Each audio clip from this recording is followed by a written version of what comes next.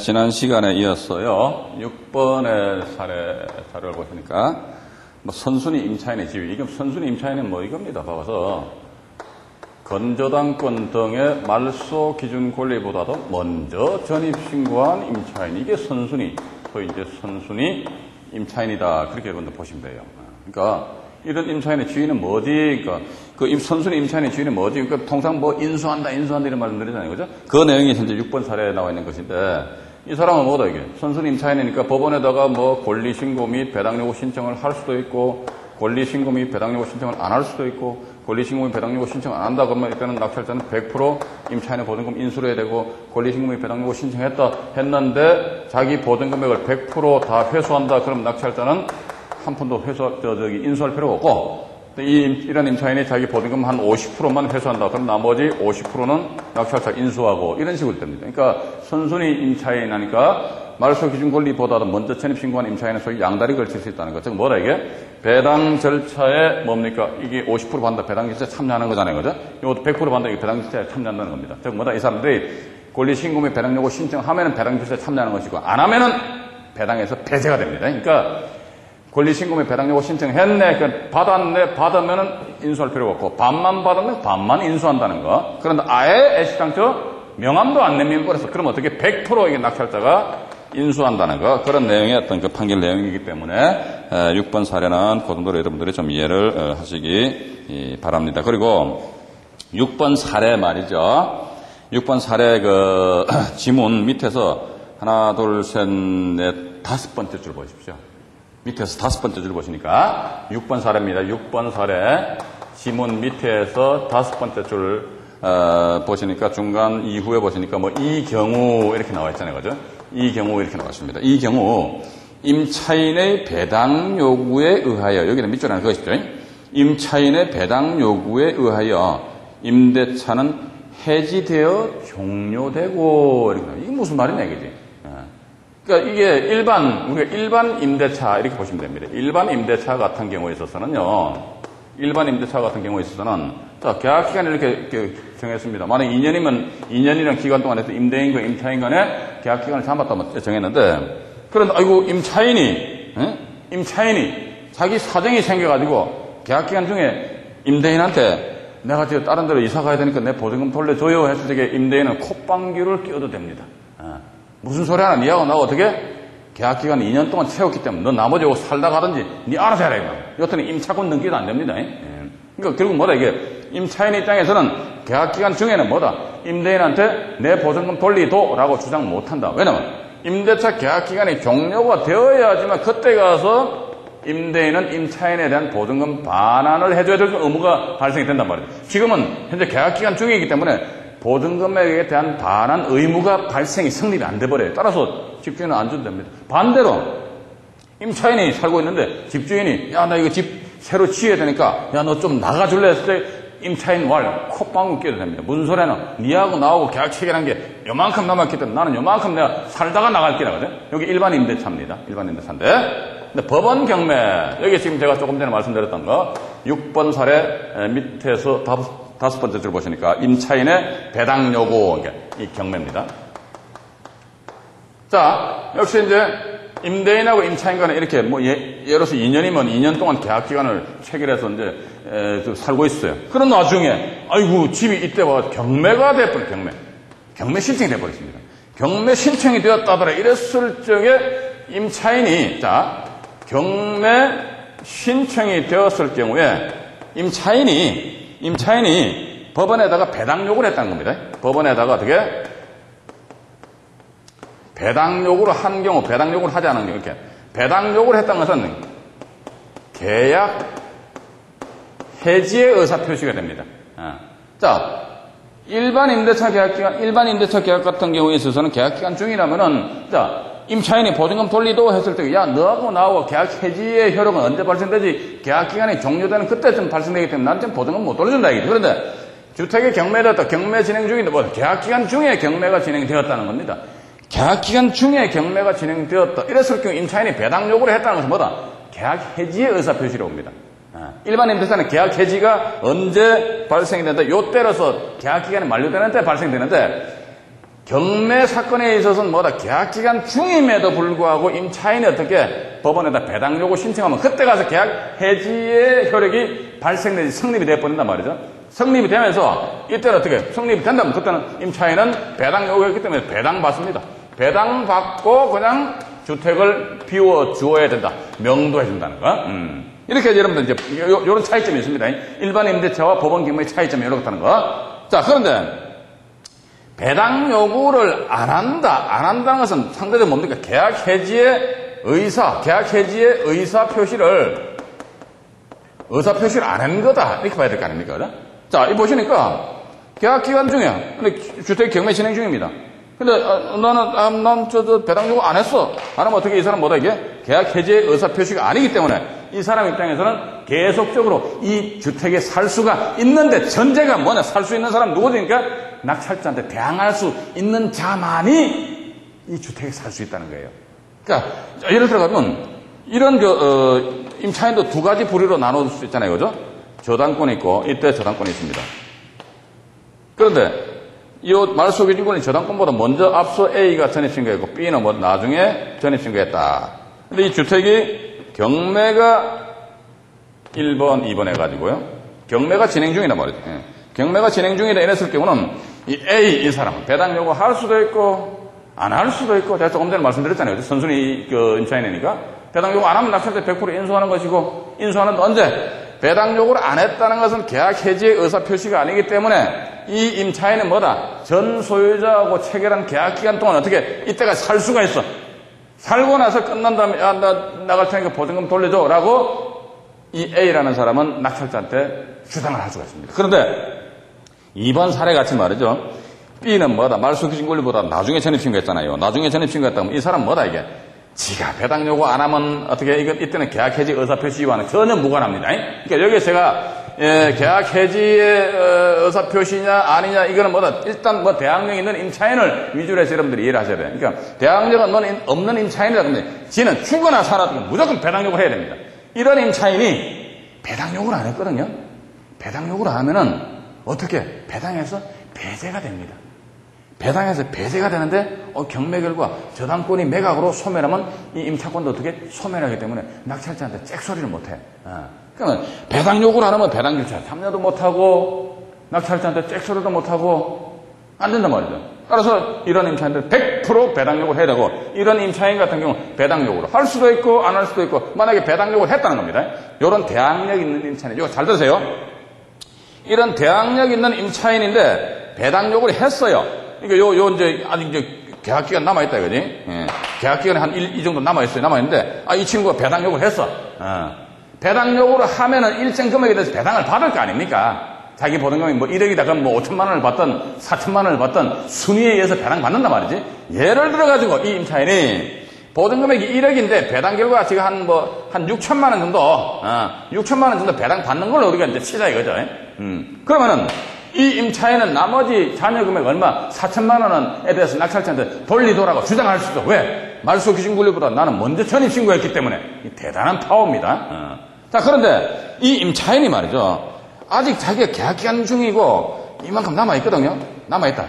그런데 낙찰자가 임차인 A한테 가가지고 야, 너 배당 요구했으니까 이것은 뭐다? 계약 해지의 의사 표시이기 때문에 너 방 좀 빼줄래? 그러니까 임차인 A왈 무슨 소리 하노? 너는 그 전 소유자의 지위를 승계한 주택 양수인이다. 따라서 너는 전 소유자의 지위를 승계했기 때문에 내가 전 소유자하고 체결한 계약 기간 동안 요만큼 남아있걸랑? 남아있으니까 내 요 기간 동안 내 살다가 전 소유자하고 체결한 계약 기간이 끝나는 요 시점 가가지고 내가 그때 니한테 방 빼줄게. 라고 A가 주장한다면 이 A의 주장은 엉터리가 됩니다. 왜 그러냐니까 이 사람 배당 요구 안 하면 그때는 계약 해지의 의사 표시가 아니기 때문에 그때는 계약 만료되는 시점 가가지고 낙찰자는 저 임차인의 보증금 100%를 다 반환해 줘야 돼요. 그런데 이 사람이 배당 요구를 했잖아요. 그죠?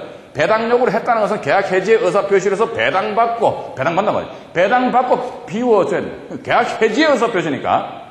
계약 해지의 의사 표시가 언제부터 발생된다 하더라? 이 사람이 배당 요구 신청해서 배당을 받으면 그때로부터 계약 해지의 의사 표시가 효력이 발생이 되는데도 불구하고 엉터리 주장을 한다 하더라. 이랬을 경우에는 뭐다? 이런 임차인은 어쨌든 낙찰자한테 대항을 할 수가 있는 임차인이지 않습니까? 대항할 수 있는 임차인인데 낙찰자는 4천만 원만 주면은 4천만 원만 주고 어떻게 이걸 다시 재전세 놓게 되면은 한 1억이라는 전세 보증 금액이 들어오는데 이 사람이 엉터리 주장함으로 인해서 이 기간 동안에 만약에 자기가 1억이라는 보증금 수입을 발생시키지 못한다면 낙찰자가 그때 낙찰자 입장에서는 손해를 보잖아요, 그죠? 예. 그런 측면에 있기 때문에 일단 배당 신청했다. 그럼 뭐다 이게 계약 해지 의사 표시이기 때문에 내가 전 소유자랑 체결한 계약 기간 동안 살 거야라고 주장하더라도 낙찰자는 쓸데없는 소리 하지 말아라. 그럼에도 불구하고 이 사람이 안 나간다. 이랬을 경우는 뭐다 이게 명도 소송이라는 절차를 밟을 수밖에 없습니다. 우리가 이제 경매설사상에 있어가지고 낙찰자의 경우에 있어가지고는 뭐 인도명령 신청한다고 그러는데요. 그 인도명령 신청 대상은 뭐다? 낙찰자한테 대항할 수 없는 자만이 인도명령 신청이거든요.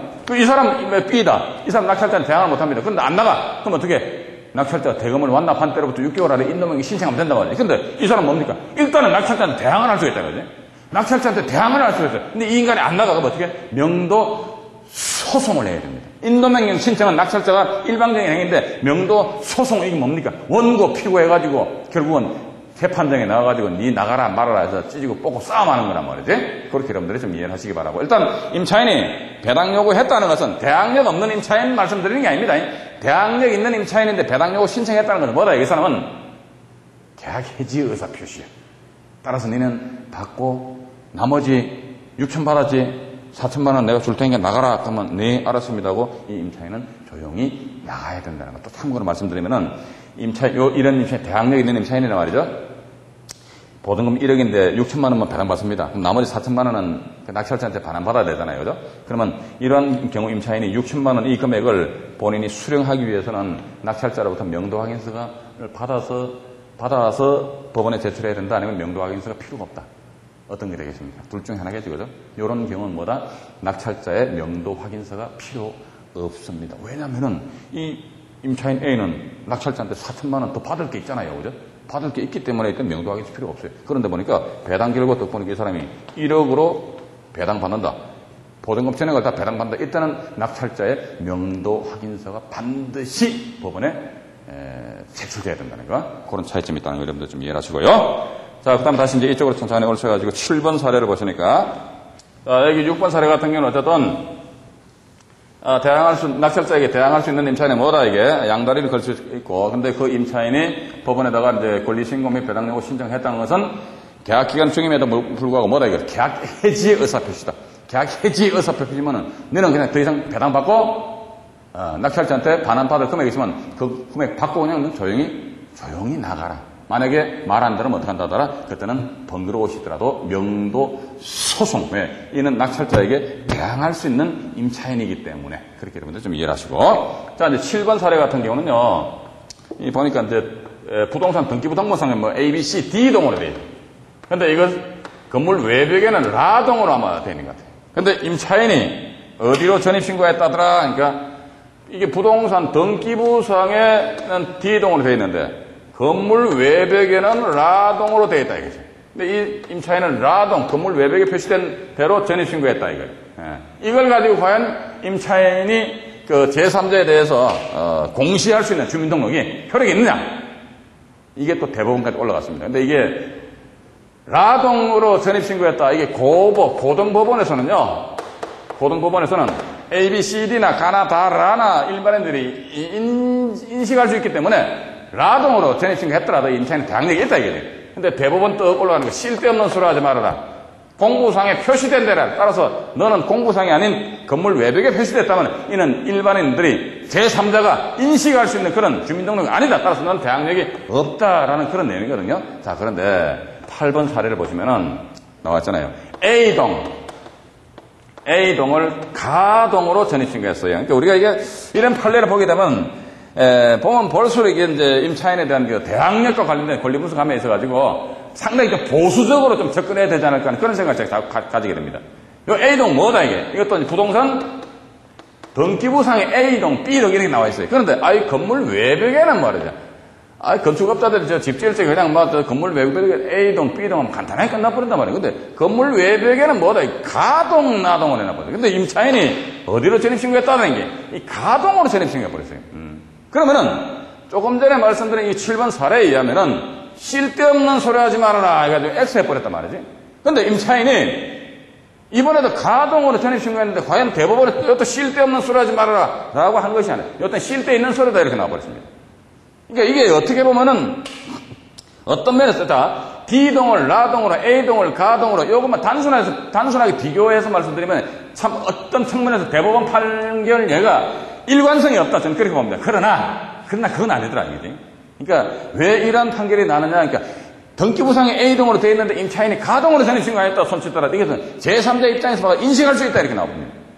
왜 그러냐 그러니까 경제적 약자인 주택 임차인을 보호해주는 그런 색깔이 가면 갈수록 더 짙어지는 것 같아요. 근데 이거는 7번 사례 같은 경우는 건물이 어떻게 생겼냐 이게 결국은 이게 임장활동입니다.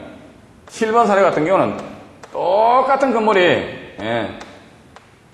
건물이 이제 가동, 나동, 다동, 라동 돼 있어요. 근데 8번 사례 같은 경우는 딱 지상에 건물이 2개 동이 있습니다. 2개 동이. 근데 한 개 동은 아마 이게 한 3층 정도 된 것 같아요. 3층. 그리고 바로 옆에 한 개 동은 몇 동 이게? 4개층. 그러니까 요 건물과 이 건물은 분명히 외형상 차이가 있어. 위에 같은 경우 외형상 차이가 없어.